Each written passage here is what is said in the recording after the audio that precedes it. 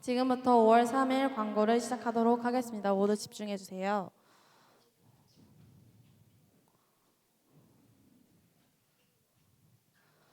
오늘 권혜인 학생이 고1 B반, 권서연 학생이 중2반으로 등반합니다. 축하합니다. 예배 후 손바닥 기도 프로그램을 운영합니다. 공과 시간에 목사님께서 진행해 주실 예정입니다. 관련 영상을 함께 보시겠습니다. 주님 듣고 계시죠? 내 외침부터 속삭임까지 왜 이런 고난 내게 온 건지 여전히 나 알 수 없어도 주님 다 알고 계시죠? 눈물만 드릴 때에도 이름만 부를 때에도 이 자리에 함께 하시죠. 들으소서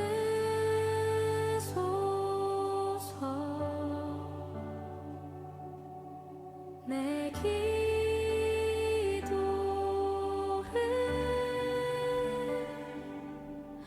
예수님을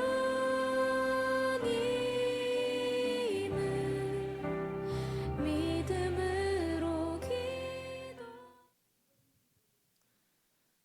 다음 주일은 어버이 주일로 어르신들께 꽃을 달아드리는 프로그램이 있습니다. 모두 교회로 9시 30분까지 오시면 됩니다. 이효셉 목사님 나오셔서 설명해 주시겠습니다. 그 어버이 주일 관련해서 조금 공지할게요. 네, 화면 띄워주세요. 이게 마지막으로. 네, 이거는 마지막. 네. 10계명에 실천하기 위해서 내 부모를 공경하라. 우리가 우리의 부모님을 공경하는데 영적인 부모님도 계시잖아요. 우리 법한교회에서 함께 예배하는 모든 어르신들께 우리가 공경하는 마음으로 카네이션을 달아드리고자 합니다. 다음 주에 1부 예배 때는 우리 선생님들이, 또 2부 예배 때는 우리 청소년들이 함께 예배 전에 와서 우리 그 어르신들께 직접 꽃을 달아드리는 시간을 가지고자 합니다. 다음이요. 준비사항 9시 20분까지 일의 아트홀로 모여서 기도 후에 진행을 할 거고요. 준비 단계 각 반별로 정해진 위치에서 그 반별 선생님들과 함께 두세 명씩 조를 짜서 움직일 거예요. 실행 단계는 이제 어르신들이 다가오실 때 밝은 미소로 인사하기 먼저. 우리 인사하기 한번 해볼까? 저를 바라보면서 목사님 안녕하세요 한 번만 인사해 줄래요? 시작. 아침에 누구랑 싸우다 왔니 얘들아? 자, 치아를 보이면서 활짝 웃으면서 목사님 보고 다시 한번 인사 좀 해줘. 얘들아 안녕. 자, 밝게 웃으면서, 알았지? 지금처럼 안녕하세요. 꽃 따라드릴까요? 싸우자는 거야 얘들아, 알겠지? 밝게 웃으면서 그 어르신들께 꽃 따라드려도 될까요? 이렇게 엽죽고 꽃을 달아드리면 되고요. 그 다음에 멘트가 굉장히 긴데 꼭 저 멘트대로 다 하지는 않아도 괜찮아요. 그냥 안녕하세요, 사랑합니다 인사하고 카네이션 달아드려도 될까요? 해서 그 왼편이나 오른편 다 상관없어요. 어디에 달아드려도 괜찮고, 집게 형식도 있고 해서 혹시나 옷에 달기가 불편하신 분들은 손에다 쥐어드려도 되고 아니면 가방에다가 달아드려도 괜찮습니다. 알겠죠? 그리고 끝난 다음에 우리가 9시 30분부터 시작해서 10시 10분까지 꽃을 달아드리고 바로 청소년부로 내려와서 예배를 진행해요. 알겠죠? 근데 이제 그 전보다는 예배를 조금 간소화해서 예배를 진행할 거니까 같이 꽃 달아드리고 바로 모여서 모임을 진행할 거고요. 얘는 행사 예배 및 흐름 보면 본당이 여기 있잖아요. 오른편, 왼편, 그리고 우리 일의 아트홀 오른편에도 주차장이 있죠. 그래서 중1, 고1, 중3, 고3, 중2, 고2 이렇게 나눠서 선생님들의 인솔을 맞춰서 이쪽에서 들어오는 입구 쪽에 서 있으면서 어르신들이 오면 카네이션을 달아드리면 됩니다. 그리고 복장이 있어요. 복장은 밑에는 청바지 그리고 위에는 검은색 계열 옷으로 입고 오면 됩니다. 알겠죠, 여러분? 밑에는 청바지, 청바지가 없으면 검은색 옷 입고 와도 돼요. 위에도 검은색 계열로 입고 오면 됩니다. 알겠죠, 여러분? 다 전달된 거죠? 네, 감사합니다. 예배 후 혹시 찬양팀을 하고 싶은 친구들이 있다면 홍은현 선생님께 찾아가서 찬양팀을 하겠다고 말씀을 드리면 되겠습니다. 그럼 지금부터 예배를 시작하도록 하겠습니다.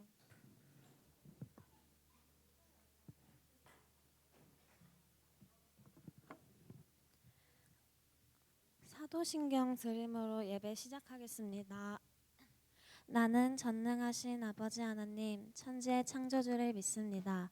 나는 그의 유일하신 아들 우리 주 예수 그리스도를 믿습니다.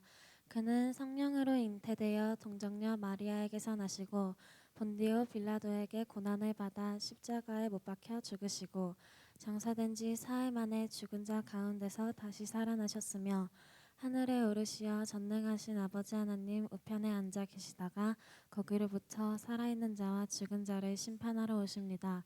나는 성령을 믿으며 거룩한 공교회와 성도의 교제와 죄를 용서받는 것과 몸의 부활과 영생을 믿습니다. 아멘.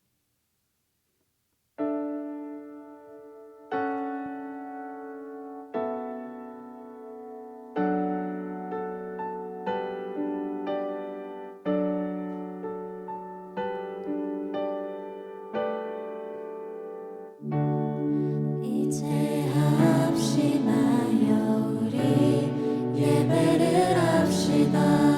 온 마음으로 모든 전심을 다해 각자의 삶 멍에를 지며 흩어졌던 마음 다시 성령이 주시나 마음을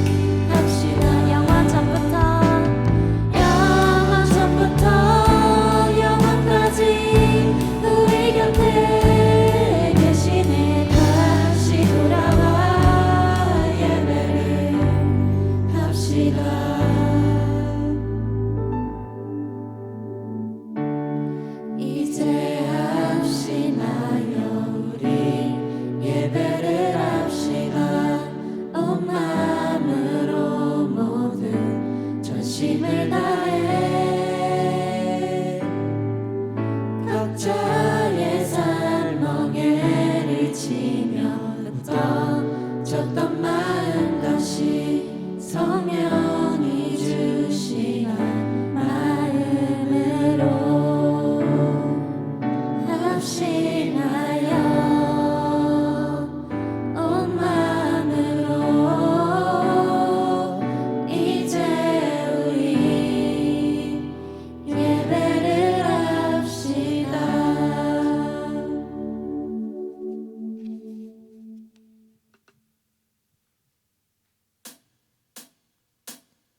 주를 찾는 모든 자들이 주로 말미암아 기뻐하고 즐거워하게 하시며 주의 구원을 사랑하는 자들이 항상 말하기를 하나님은 위대하시다 하게 하소서.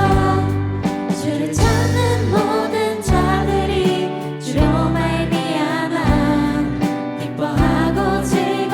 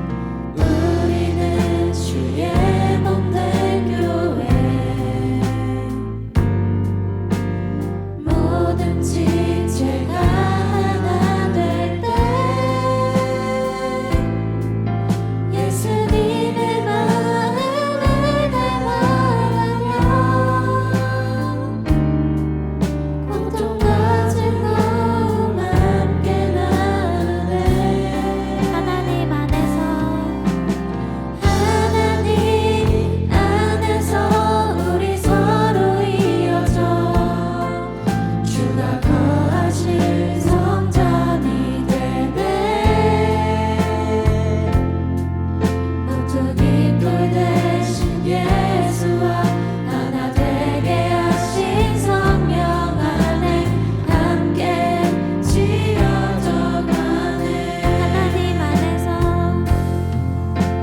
하나님 안에서 우리 서로 이어져 주가 거하실 성전이 되네.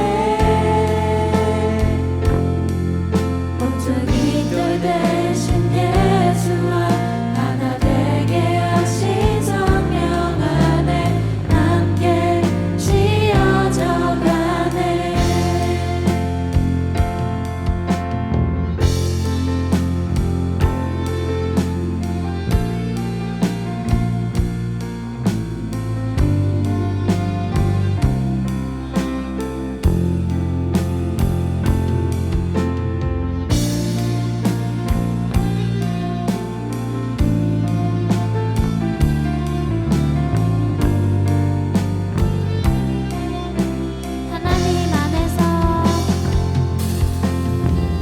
하나님 안에서 우리 서로 이어져 주가 거하실 성전이 되네. 모퉁이 돌 대신 예수와 하나 되게 하신 성령 안에 함께 지어져 가네. 하나님 안에서 우리 서로 이어져 주가 거하실 성전이 되네. 모퉁이 돌 대신 예수와 하나 되게 하신 성령 안에 함께 지어져 가네. 하나님 안에서 우리 서로 이어져 주가 거하실 성전이 되네. 모퉁이 돌 대신 예수와 하나 되게 하신 성령 안에 함께 지어져 가네. 우리 마음 가운데 임하시는 주님께 여기 민들레 청소년부 친구들이 하나님 안에서 서로 이어지고 함께 지어져 가게 해달라고 잠시 기도드리겠습니다.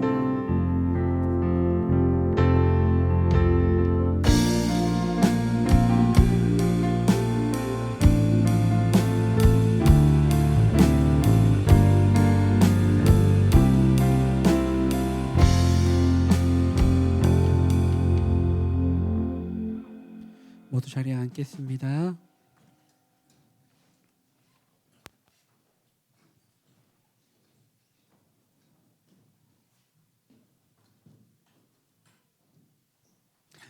제가 대표하여 기도하겠습니다.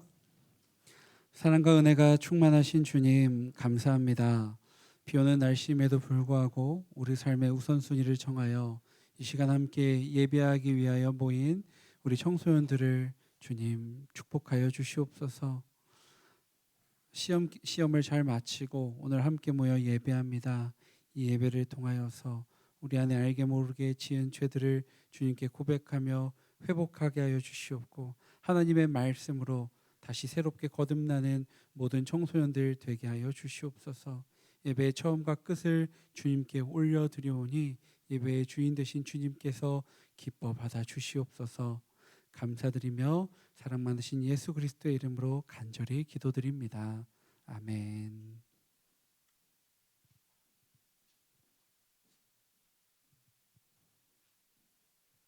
오늘 우리에게 주신 하나님의 말씀은 마가복음 10장 13절부터 15절 말씀입니다. 한 절씩 교독하고 마지막 절은 같이 읽겠습니다. 사람들이 예수께서 만져주심을 바라고 어린 아이들을 데리고 오매 제자들이 꾸짖거늘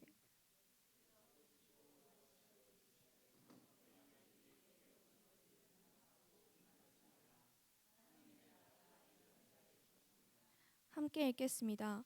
내가 진실로 너희에게 이르노니 누구든지 하나님의 나라를 어린 아이와 같이 받들지 않는 자는 결단코 그곳에 들어가지 못하리라 하시고 아멘. 안녕하세요, 여러분. 우리 말씀 제목 같이 한번 읽어볼까요? 시작. 네, 잘난 청소년 대 어린 청소년이라는 제목으로 함께 말씀을 나누고자 합니다. 제가 대학부 사역을 할 때 이 대학부 사역했던 교회가 교회 재정의 7%를 장학금으로 주는 교회였어요. 그래서 이제 대학교 다니는 학생들에게 몇 명을 이제 뽑아서 그 한 학기당 100만 원씩 지원을 해줬던 것 같아요. 자, 100만 원이면 큰 돈이에요, 작은 돈이에요, 여러분? 굉장히 큰 돈이죠. 그리고 고등학생들에게도 70만 원을 지원해 줬어요. 근데 이제 장학금으로 이 교회 재정을 장학금으로 지원할 때 기준이 있어야 할까요, 없을까요? 기준이 있어야겠죠. 왜냐하면 장학금을 주려면 그만큼 이유가 있어야 하니까. 그래서 이렇게 기준을 쫙 이제 교회에서 장학위원회에서 기준을 쭉 정했어요. 뭐 예로 이렇게 예배 출석, 예배뿐만이 아니라 예배 끝난 다음에 공동체 모임이 끝난 다음에 순별 모임, 그 외에도 교회 안에서 뭐 성가대를 한다거나 아니면 다른 어린이 부서 아이들을 섬기고 있다거나 여러 가지 이렇게 섬기는 기준을 쪼개서 이 학생이 교회에서 섬기는 것이 많거나 사역을 많이 하면 이 친구는 우리가 이번에 장학금을 줘야겠다, 이렇게 기준을 정한 거죠. 사실 이 장학금을 받기 위해서 기준을 정하기는 했지만 여러분, 우리가 예배를 많이 드리고 공동체 모임에 빠지지 않고 참여하고 순별 모임에 많이 빠지지 않고 참여하고 여러 가지 교회에서의 많은 활동을 하는 것, 이것이 우리의 신앙과 믿음을 모두 다 대변해 줄까요? 그렇지는 않아요. 우리가 뭔가를 많이 열심히 섬긴다고 해서 이것이 우리의 믿음을 말해 주지는 않아요. 목사님이 청년부를 그 대학부 사역을 할 때에 이런 친구들이 있었어요. 나는 모두 섬기고 난 5개 이상 섬긴다. 이걸 자랑하는 거예요. 그럼 이 섬기는 게 뭐예요? 하나님의 영광을 위하여 섬긴 건데, 하나님의 영광이 아니라 나의 뭐를 위해? 나의 의가 되는 거예요. 야, 나 이만큼 섬긴다? 나 대단하지 않아? 이런 부분들이 우리의 신앙과 믿음을 말해주지 않는다라는 것이죠. 이것이 우리가 천국에 가기 위한 자격은 아니다라는 거예요. 근데 이 세상을 우리가 살아가다 보면 끊임없이 세상의 논리는 끊임없이 우리에게 말해요. 너가 그 자리에 앉을 자격이 있니? 아마도 우리 친구들도 많이 힘들고 어렵겠지만 당장 대학교를 들어가더라도 너가 어떤 대학교를 가고 싶어? 그렇다면 너는 우리가 원하는 이 정도 수준의 공부를 해야 돼. 이 정도의 스펙을 쌓아야 되고 이 정도의 공로를 해야 되고 이 정도의 성과를 내야 돼.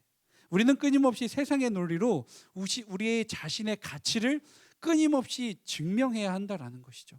그리고 교회 안에서도 은연중에 그런 신앙의 스펙이 들어오려고 그래요. 그런데 오늘 본문은요, 예수님은 우리의 상식을 완전히 뒤엎어 보여주고 계세요. 가장 자격 없어 보이는 이들로 예수님께서 모델로 세우시는 거죠.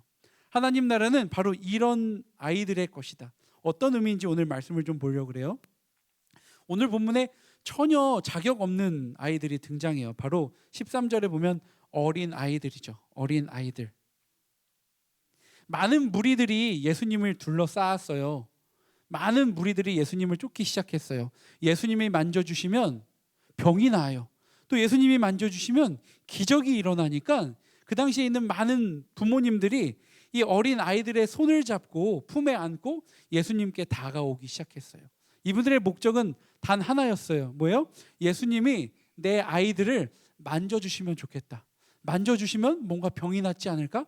만져주시면 뭔가가 회복되지 않을까? 기대감을 가지고 나아갔다라는 거죠. 우리 13절 말씀 같이 한번 읽어볼까요? 시작. 만져주심을 바라고 어린 아이들을 데리고 오매 제자들이 꾸짖거늘. 자, 여기서 중요한 게 있어요. 많은 사람들이 예수님께 만져주심을 바라고 어린 아이들을 데리고 왔대요. 내 자녀라면, 내 자녀가 아프거나 병들거나 치유가 필요하다면 누구라도 예수님께 데리고 오지 않겠어요? 그것이 부모님의 마음이죠. 그런데 놀랍게도 제자들이 꾸짖기 시작했어요. 이 제자들이 어린 아이들을 볼 때는 이 어린 아이들이 신앙을 가진 어린 아이들이 아니라 제자들 눈에는 뭘로 보였을까요? 따라할까요? 방해물. 제자들 눈에는 이 어린 아이들이 방해물로 보였다라는 거예요. 지금 예수님께서 얼마나 중요한 말씀을 하고 계시는데 아무것도 필요 없는 애들, 아무것도 쓰잘데기 없는 애들을 왜 데리고 와? 여기서 말하는 제자들이 이 지칭하는 이 아이들은요, 파이디온이라 그래요. 파이디온. 우리 파이디온 뭐 공과 교재 쓸 때 쓰는 그 파이디온인데, 이 파이디온은 단어가 뭐냐면 아주 어린 유아나 초등학생 이전의 아이들을 지칭해요. 초등학생 이전의 아이들. 즉 그 당시 문화에 따르면요, 사회적 가치가 거의 제로에 가까운 아이들이었어요. 당시 아이들은 인원 계수에 포함되지가 않았어요. 지금은 우리나라 출산율이 되게 낮아졌기 때문에 아이를 한 명 낳을 때도 너무 소중하잖아요. 목사님이 사는 그 동네에는 아이들이 정말 없어요. 근데 목사님이 자녀를 셋 낳으니까 주변에 어떤 분이 우리 가정을 보면서 가정에 이 그 빌라 단지에 아이들이 전혀 안 보이는데 우리 아이들이 보이니까 너무 좋다라는 거예요. 근데 그 당시에는 아이들이 너무 많았어요. 아이들이 굉장히 많았고 아이들이 지금처럼 귀하게 여겨지지가 않았어요. 그리고 지금처럼 수명이 길지 않았기 때문에 무슨 일이 있을지 몰라요. 성인이 된 이후에는 이 아이들이 자기 밥을 벌어 먹을 수 있지만 그 당시 먹고 살기 급급한 사회에서 밥을 축내는 어린 아이들은 어른들이 보기에는 그렇게 중요하지 않은 존재였어요. 그래서 여기 단어에는 이 아이들을 파이디온이라고 말하고 있는데, 또 다른 성경 구절에서 보면 이 아이를 프레스포라고 쓰거든요. 이 프레스포는 갓난아기를 뜻해요. 갓난아기. 스스로를 보호하거나 사회적 권리를 주장할 능력이 전혀 없는, 아무런 힘이 없는 그런 아이들을 지칭하고 있는 거죠. 그렇다 보니까 이 제자들은 예수님이 위대한 랍비시고 또 정치적 메시아신데 사회적 영향력이 전혀 없는 아이들이 갑자기 와서 이 선생님의, 이 예수님의 시간을 뺏는 것이 굉장히 비효율적이고 굉장히 무례한 일이라고 판단했다라는 거예요. 그래서 당시 예수님께 올 수 있는 사람들은요, 굉장히 율법을 잘 지키고 예배에 잘 참여하고 굉장히 성숙한 성인이라고 여겼다라는 거죠. 아까 도입부에서 목사님이 얘기했던 것처럼 뭔가 자격이 뚜렷한 사람, 너는 예수님께 올 만큼 자격이 있구나, 그런 사람들만 예수님께 올 수 있었다라고 제자들이 생각했다라는 거죠. 근데 14절의 말씀 우리 한번 읽어볼까요? 예수님께서 분노하신 후에 그 다음 뭐라고 얘기하신지 14절 말씀 한 목소리로 같이 읽어볼게요. 시작.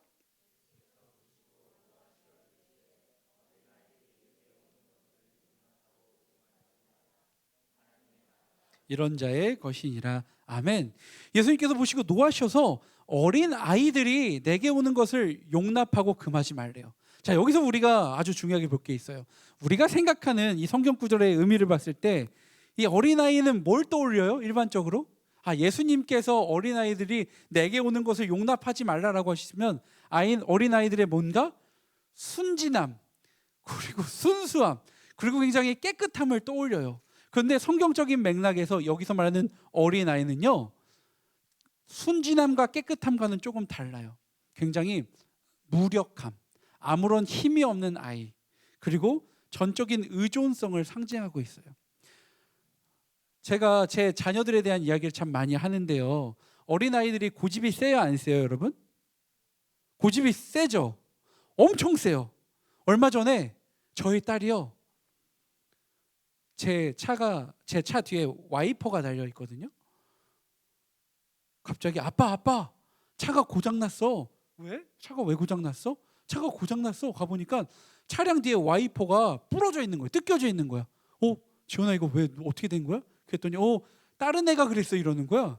뭐지? 무슨 말이지? 뭔가 의도가 느껴지는 거야. 지연아, 아빠가 안 혼낼 테니까 솔직하게 무슨 상황인지 말해줄래? 네, 지연이랑 첫째랑 둘째가 와이퍼에 매달린 거예요. 매달려서 와이퍼가 부러진 거예요. 근데 혼날 걸 아니까 처음에는 자기들이 했다는 얘기를 안 하고 딴 아이가 했다고 거짓말을 하는 거야. 여러분, 어린 아이들 중에서 거짓말하는 아이를 찾기가 쉬울까요? 거짓말하지 않는 아이를 찾기가 쉬울까요? 거짓말하지 않는 아이를 찾는 게 쉬워요. 어린 아이들은 그런 존재거든요. 아무리 말해도 들어먹지를 않아요. 아이들의 고집은요, 어른 못지 않아요. 고집은 더럽게 세고 말도 안 듣는데 바라는 건 또 엄청 많아요. 제때 밥 안 주면 아침에 밥 달라고 화내고 새벽 6시에 일어나가지고 그 새벽 6시부터 밥 달라고 투정 부리는데 얼마나 힘든지 모르겠어요. 또 동생과 누나가 싸우지 말고 사이좋게 지내라고 해도 언제 그랬냐는 듯이 또 싸워요. 막 입에서 막 욕이 나오기 직전이에요. 저의 밑바닥을 볼 때가 종종 있어요. 아, 내가 우리 아이들을 양육하면서 내가 이런 사람이었구나. 너무 저의 그 분노를 못 이겨서 아이들을 혼내는 저의 모습을 보면 제 스스로가 막 스스로 하나님 앞에서 너무 죄스러울 때가 있다라는 거죠. 근데 여러분, 뭐 제 아들 딸만 그랬겠어요? 저도 저희 부모님과 얘기하다 보니 요셉아, 너도 똑같았어라는 얘기를 종종 듣게 돼요. 아마 이 자리에 있는 여러분들이 모두 다 똑같았을 거예요. 아이들은요, 고집도 세고 말도 안 듣고 굉장히 제멋대로 해요. 그런데 그것이 그냥 그런 아이들이라는 거예요. 아이들이 그런 존재예요. 제가 제 아내와 이렇게 얘기하면서 여보, 나는 내 아이들을 도저히 이해할 수가 없어. 그래서 제 아내가 항상 하는 말, 여러분, 여보, 아이들을 이해하려고 하지 마. 그냥 있는 모습 그대로 아이들은 사랑해야 할 존재야라고 말하는데 매번 까먹어요. 그것이 받아들여지기가 너무 쉽지 않거든요. 근데 여러분, 아이들이 이렇게 엄청 혼내고 울어도 이 아이들에게 가장 필요한 존재가 뭐예요? 가장 필요한 존재가 뭐야? 누구? 바로 부모죠. 부모. 아이들이 아무리 말을 안 듣고 고집대로고 제 멋대로 하더라도 아이들에게 가장 필요한 존재는 바로 부모예요. 어린 아이는요, 부모가 공급해 주지 않으면 절대 생존할 수가 없어요. 그런데 오늘 예수님께서 말씀하신 이 어린 아이는 뭘 말하냐면요, 이 하나님 나라를 어린 아이와 같이 받아들인다라는 것은, 이 어린 아이는요, 내 힘으로 살 수 없다는 것을 너무나도 아이들이 잘 알아요. 고집 피우고 떼쓰고 혼나다가도 제가 이지연 너 방으로 들어가. 그리고 제가 혼자 오잖아요. 그러면 나한테 그렇게 혼나고 나서도 아빠 하면서 나를 열심히 쫓아와요. 왜 쫓아와요? 이 어린 아이들은요, 고집도 세고 말도 안 듣지만 엄마 아빠가 아니면 자기가 살 수 없다는 걸 너무 잘 알거든요. 엄마 아빠를 떠나서는 나는 아무것도 할 수 없는 존재라는 걸 너무 잘 알아요. 아무것도 할 수 없는 무력함과 함께 부모님께 전적으로 의존하는 의존성, 오직 하나님의 은혜만 100% 의존하는 태도를 예수님께서 말씀하시는 거예요. 세상에 많은 사람들이 자신의 생각이 이미 너무나 뚜렷하고 확실해요. 그래서 하나님께 온다고는 하지만 100% 의존해서 오는 게 아니라, 하나님, 제가 어떤 부분은 하나님께 맡길게요. 근데 어떤 부분은 내 뜻대로 하고 싶어요. 근데 예수님께서는 오늘 노하시면서 말씀하시는 것이, 하나님 나라가 이런 어린 아이, 때로는 떼쓰고 때로는 화내고 고집도 세지만 그럼에도 불구하고 하나님께만 100% 의존하기 위하여 다가오는 이 어린아이와 같은 마음이 우리에게 필요하다라는 거예요. 그런데 현대사회는 끊임없이 자격과 스펙을 요구하죠. 하지만 예수님은 가장 자격 없는 어린아이를 모델로 세우셨어요. 하나님 나라를 위하여서 내가 무엇을 했다, 내가 이만큼 했습니다 주님, 내가 하나님 나라를 위하여 헌금도 많이 했고요, 사역도 많이 했어요, 이것이 아니라 내가 하나님 나라의 그냥 자녀, 존재 자체만으로도 받아들여진다라는 거예요. 그냥 나의 존재 있는 모습 그대로 하나님 앞에 나아오길 원하신다라는 것이죠. 지난주에도 우리가 빌립보서의 말씀을 나눈 것처럼 우리가 예수님처럼 생각하고 예수님처럼 행동해야 된다라고 말했잖아요. 근데 오늘 15절의 말씀 같이 한번 읽어볼까요? 15절의 말씀 시작. 내가 진실로 너희에게 이르노니 누구든지 하나님의 나라를 어린아이와 같이 받들지 않는 자는 결탄코 이곳에 들어가지 못하리라 하시고, 여기서 받들다, 어린아이와 같이 받들지 않는 자, 이 받들다라는 단어의 의미가요, 기쁘게 영접하다라는 거예요. 기쁘게 영접하다라는 것, 선물을 받는다라는 의미예요. 뭔가 내가 행위로 뭔가를 했기 때문에 하나님 나라에 들어가는 것이 아니라 그냥 하나님께서 우리에게 선물로 주시는 거예요. 무슨 말인지 이해했어요, 여러분? 그냥 주시는 거예요. 하나님 나라는 쟁취하는 것이 아니고요, 그냥 주어지는 것이에요. 어린아이가 부모가 주는 밥을 당연하게 감사하게 받듯이 나의 연약함과 나의 무능함을 인정하고 하나님의 은혜를 통해서 그냥 빈손으로 아무것도 없이 그냥 하나님의 나라를, 하나님의 은혜를 받아들이는 겸손함이 천국을 갈 수 있는 가장 핵심 가치다라는 거예요. 사랑하는 여러분, 우리가 신앙생활을 할 때 뭔가 우리가 해야만 교회에 나오고 뭔가 해야만 하나님 나라에 갈 수 있다라고 생각을 했다면 그 모든 것들을 다 내려놓으시기 바랍니다. 그냥 우리의 마음에 순전한 모습 그대로 주님 앞에 나오시길 바라요. 그래서 가장 중요한 것 첫 번째는 영적 스펙을 내려놓으시기 바랍니다. 우리는 하나님 앞에서 여전히 그냥 어린 아이예요. 그리고 하나님께서도, 예수님께서도 그걸 우리에게 원하세요. 내가 이만큼 했으니 나에게 복을 주시겠지?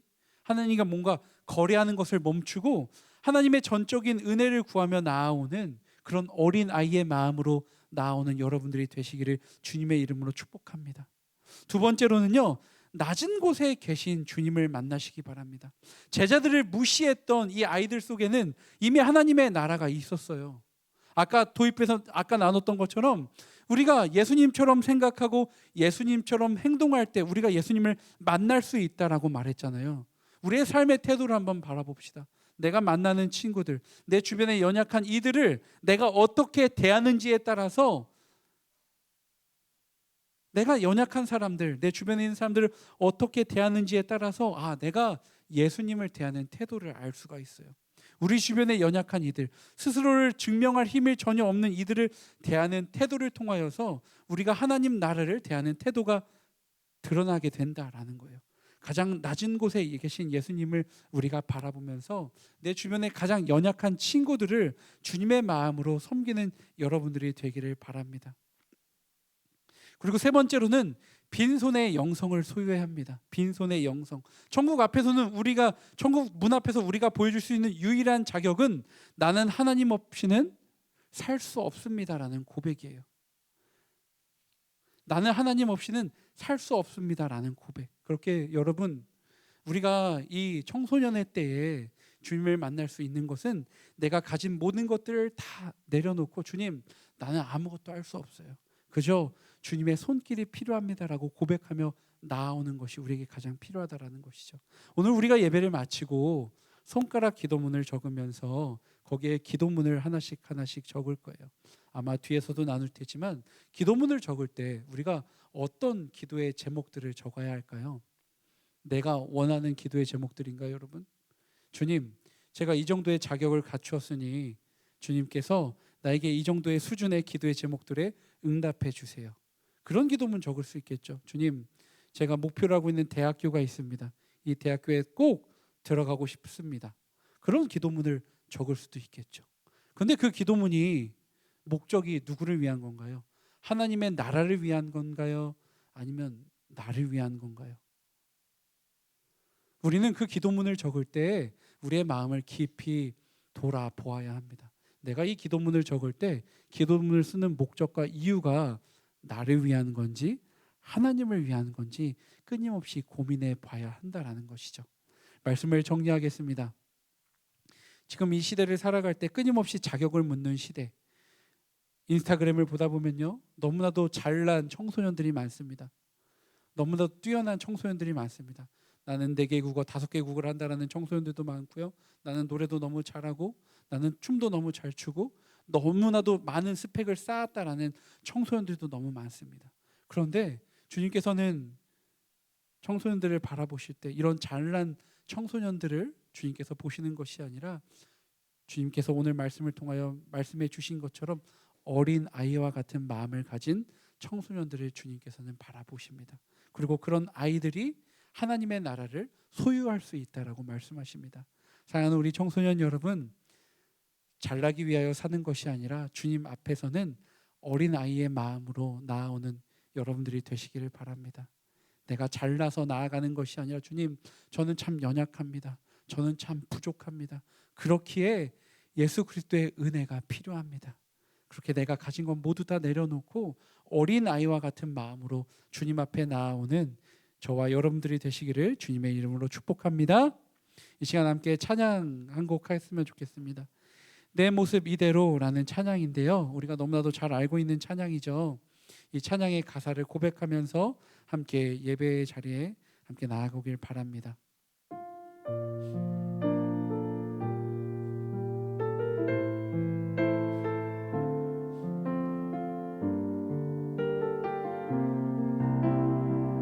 내 모습 이대로, 내 모습 이대로 사랑하시네. 연약함 그대로 사랑하시네. 나의 모든 발걸음 주가 아시나니 날 인도하소서. 내 모습 이대로 사랑하시네. 연약함 그대로 사랑하시네. 나의 모든 발걸음 주가 아시나니 날 인도하소서. 주의 날개 아래 거하는 것, 주의 임재 안에 거하는 것, 나의 가장 큰 소망, 나의 가장 큰 은혜. 주와 함께 동행하는 일, 주의 날개 아래, 주의 날개 아래 거하는 것, 주의 임재 안에 거하는 것, 나의 가장 큰 소망, 나의 가장 큰 은혜. 주와 함께 동행하는 일. 이 시간 함께 이 찬양의 가사를 기억하면서 함께 기도의 자리에 나오길 바랍니다. 주님, 끊임없이 자격을 묻는 이 시대 가운데 자격이 아니라 은혜 가운데 주님 앞에 나오기 원합니다. 나의 모습 있는 그대로 받아주시는 주님 앞에, 주님, 나의 스펙과 나의 성과와 나의 공로로 주님 앞에 나오는 것이 아니라 그저 어린아이 같은 마음으로 주님 앞에 나오는 제 자신이 되게 하여 주시옵소서. 주님, 나의 연약한 모습 있는 그대로 주님 앞으로 나아갈게요. 나의 잘난 부분들 다 내려놓고 있는 모습 그대로 주님 앞에 나아갈 터이니 주님, 나의 주님의 은혜 가운데 거하게 하여 주시옵고, 내가 드리는 이 모든 예배가 주님께서 기뻐 받으신 예배가 될 수 있도록 내가 어린아이와 같은 마음을 가지고 이 예배의 자리에 나올 수 있도록 주님 함께 해주세요. 우리 어린아이와 같은 어린아이와 같은 마음을 가지고 예배 자리에 나올 수 있도록 하여 달라고 이 시간 함께 간절히 기도하며 나아가기 원합니다. 함께 기도하겠습니다. 사랑과 은혜가 충만하신 주님 감사합니다. 이 시간 어린아이와 같은 마음을 가지고 이 자리에 모이기 위하여 힘쓰는 우리 청소년들을 주님 기억하여 주시옵소서. 나의 있는 모습 그대로 사랑하시는 주님 앞에, 주님, 연약한 모습 그대로 주님 앞으로 나아갑니다. 자격 없는 나의 모습 있는 그대로 주님 앞으로 나아갑니다. 아버지, 이 시간 나의 모습을 주님 기뻐 받아주시옵소서.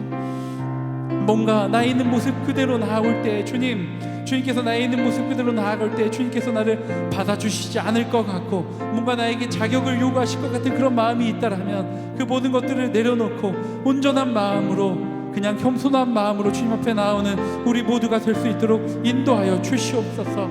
주님, 뭔가 예수님께 나올 때 율법을 잘 지키고 성숙한 성인으로서만 나오는 것이 아니라 연약한 모습 있는 그 모습 그대로 나오는 우리의 모습을 기뻐 받으시는 주님 앞에, 아버지 하나님, 세상적인 기준 모두 다 내려놓고 그저 낮은 곳에 계신 주님을 바라보며 나오는 우리 모두가 되게 하여 주시옵소서. 사랑과 은혜가 충만하신 주님 감사합니다. 이 시간 함께 말씀을 기억하면서 주님 앞에 나오는 우리 청소년들을 기억하여 주시옵소서. 주님, 나의 고집과 나의 세상적인 판단과 내가 가지고 있는 모든 기준들을 내려놓고 주님 앞으로 나오기 바랍니다. 나가 그냥 갓난아이와 같은 모습, 사회적 권리를 전혀 주장할 능력이 없는 그런 상태 앞으로 주님 앞으로 나옵니다.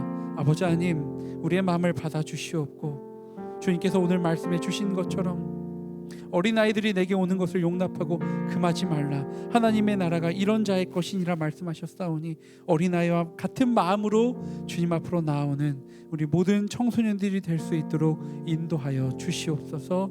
감사드리며 사랑 많으신 예수 그리스도의 이름으로 간절히 기도드립니다. 아멘. 아멘. 이 시간 모두 함께 자리에서 일어나셔서 함께 파송 찬양한 후에 축도로 예배를 마치겠습니다.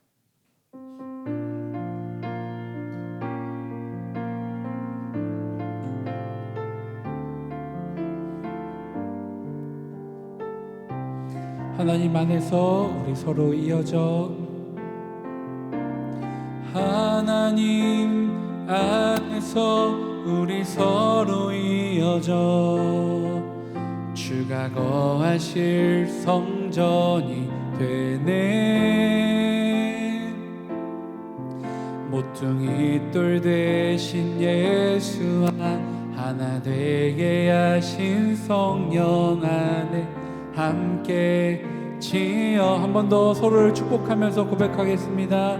하나님 안에서, 하나님 안에서 우리 서로 이어져 주가 거하실 성전이 되네. 모퉁이 돌 대신 예수와 하나 되게 하신 성령 안에 함께 지어져 가네. 아멘. 축도하겠습니다. 이제는 우리 주 예수 그리스도의 은혜와 하나님 아버지의 그 크신 사랑하심과 성령님의 감화, 감동, 역사하심이 나의 모든 자격과 내가 가진 모든 스펙들을 내려놓고 어린아이와 같은 마음으로 주님 앞에 나오길 결단하는 이 자리에 모인 우리 청소년들과 모든 선생님들과 성도들 위해 지금부터 영원토록 함께하옵시기를 간절히 축원하옵나이다. 아멘.